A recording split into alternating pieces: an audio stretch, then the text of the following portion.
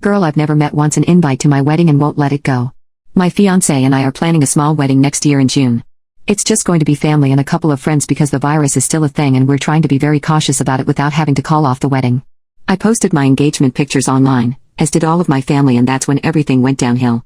I got a message from a person who is mutual friends with me but never actually met me or my fiancé asking about the wedding.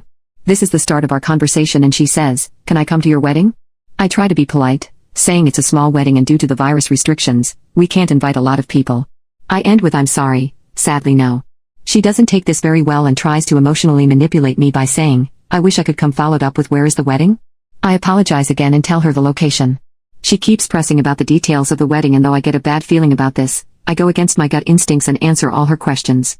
She demands she still get an invite because CVD will get gone by next year. I tell her the guest list has already been established and we can't make any last-minute changes to it, so I can't add anyone. Besides, even if I could, she would not be on my top priority list. Remember, I don't know this girl.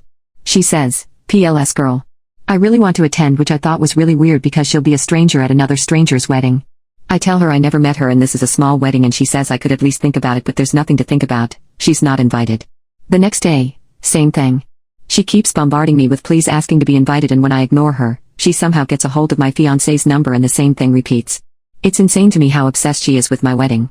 When my fiancé and I finally block her, we think that's the end of it.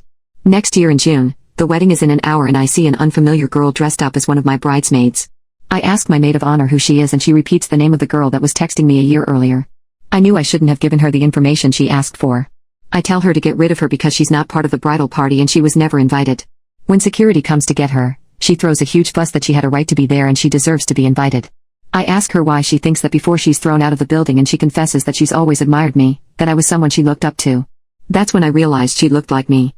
She had my freckles, my nose, my hairstyle and hair color, even the birthmarks on my neck. She had it all. I wasn't just her idol, I was someone she wanted to be. I now understood why she was so adamant about being invited. What's a wedding without the bride's look-alike, right? She's kicked out and my maid of honor tries to get me into a stress-free zone. Days after my wedding, my friends tell me that my stalker is getting shunned by everyone she knows because word got out that she is psycho. I even heard through the grapevine that her parents are considering putting her in a psych ward, but that's none of my business.